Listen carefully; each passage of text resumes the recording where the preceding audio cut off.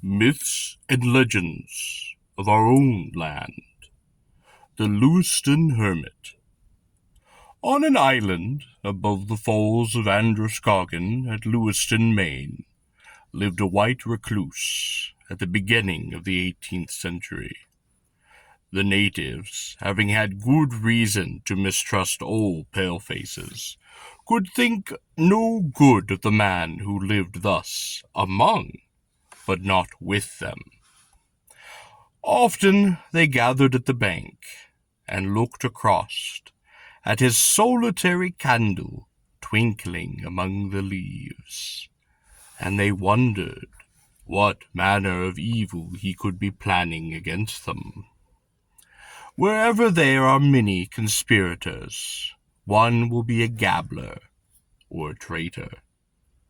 So when the natives had resolved upon his murder, he, somehow, had learned of their intent, and set himself about to thwart it. So great was their fear of this lonely man, and of the malignant powers he might conjure to his aid, that nearly 50 Indians joined the expedition to give each other their courage. Their plan was to go a little distance up the river and come down with the current, thus avoiding the dip of paddles that he might hear in a direct crossing. When it was quite dark, they set off, and, keeping headway upon their canoes, aimed them toward the light that glimmered above the water. But the cunning hermit had no fire in his cabin that night. It was burning on a point below his shelter, and from his hiding place among the rocks he saw their fleet, as dim and as silent as shadows, each going by him on the way to the misguided beacon. Presently, a cry arose. Those savage murderers had passed the point of safe sailing, their boats becoming unmanageable. Now, forgetting their errand, their only hope was now to save themselves. But in vain they tried to reach the shore, for the current was whirling them away to their doom. The cries and death songs mingled with the deepening roar of the waters, and the light box reached the cataract and leapt high into the air. Then, once more, the night was still again, save for the booming of the flood. Not one of those murderers who had set out upon their errand of death survived the hermit's stratagem. Tales of Our Land. The Dead Ship of Harpswell. At times the fisher folk of Maine had startled to see the form of a ship, with gaunt timbers showing through the planks, like lean limbs through rents in a pauper's garb, float shoreward in the sunset. She is a ship of ancient build, with tall masts and sails of majestic spread, but torn. But what is her name, her port, her flag? What harbor is she trying to make? No man now knows. For on her deck no sailor has ever been seen to run up colors, or heard to answer a hail, be it in calm or in storm, in come or ebb of tide. The ship holds her way until she almost graces the shore. There is no creak of spar, no whine of cordage, no spray upon the bow, no ripple at the stern, no voice, and no figure to utter one. As she nears the rocks, she passes. Then, as if impelled by some contrary current, she floats, rudder foremost, off the sea, and vanishes once more into the twilight.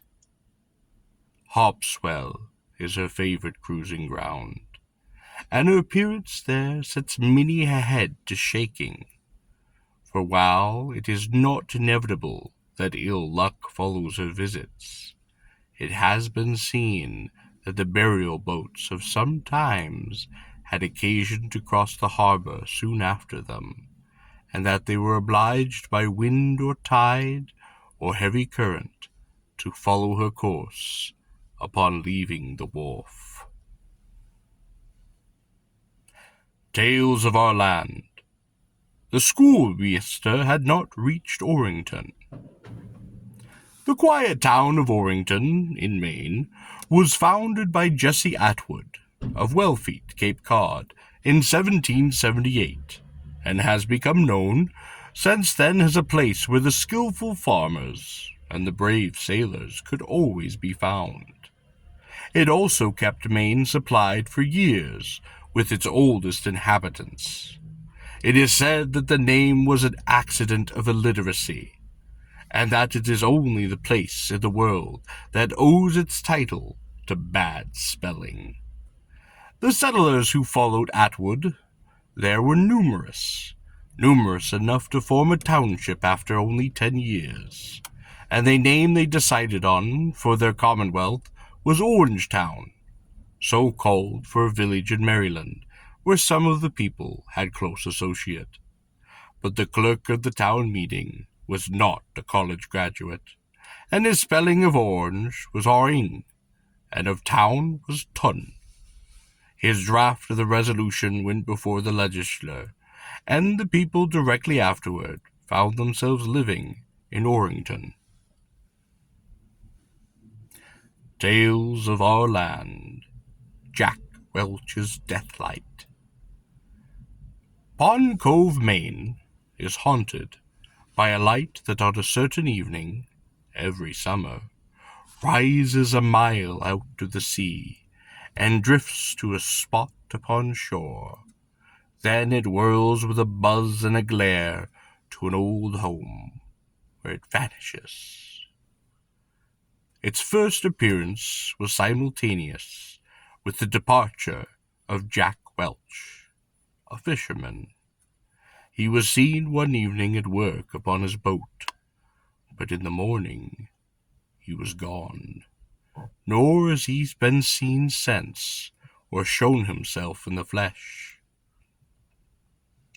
On the 10th anniversary of this event, 3 fishermen were hurrying up the bay, hoping to reach home before dark, for they dreaded that uncanny light. But a fog came in, and it was late before they reached the wharf. As they were trying their boat, a channel seemed to open through the mist, and along the path from the deep came a ball of pallid flame with the rush of a meteor. There was one of the men who cowed at the bottom of the boat, with ashen face and shaking limb. He did not watch the light, even though it shot above his head. It played through the rigging, and after a wide sweep went shoreward and settled upon his home. Next day one of his comrades called for him, but Tom Wright was gone. Gone, his wife said, before the day even broke. Like Jack Welch's disappearance, this departure was unexplained. In time, he was given up for dead. 20 years had passed when Wright's presumptive widow was startled by the receipt of a letter in a weak, trembling hand, signed with her husband's name.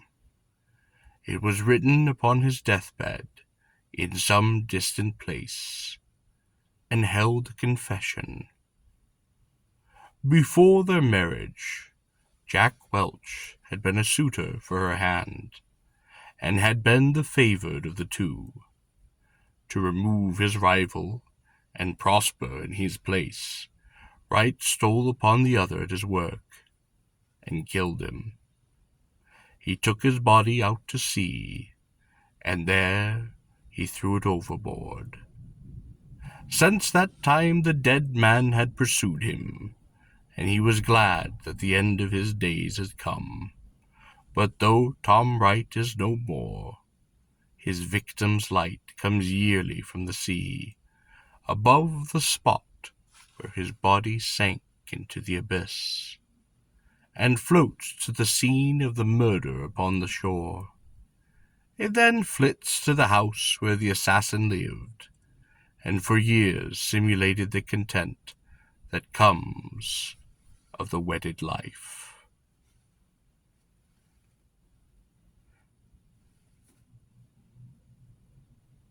Tales of Our Land. MOG Megone. Hapless daughter of a renegade is Ruth Banathan.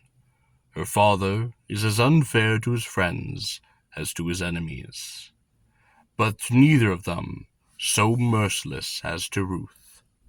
Although he knows that she loves Master Scammon, in spite of his desertion, and would rather die than wed another, he has promised her to MOG Megone, the chief who rules the Indians at the Saco mouth.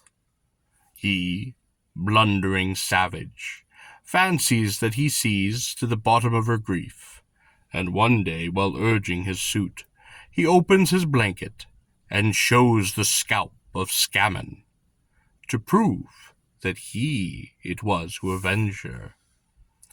She looked upon in horror, for when he flings the bloody trophy at her feet, she baptizes it with a forgiving tear. What villainy may this lead to? None for him, for Banathan now steps and plies him with flattery and drink, gaining from the chief at last his signature, the bow totem, to a transfer of the land for which he is willing to sell his daughter. Ruth, maddened at her father's meanness and the Indian's brutality, rushes on the imbruted savage, grasps from his belt the knife that has slain her lover, and cleaves his own heart in twain, flying into the wood, leaving Banathan stupid with amazement.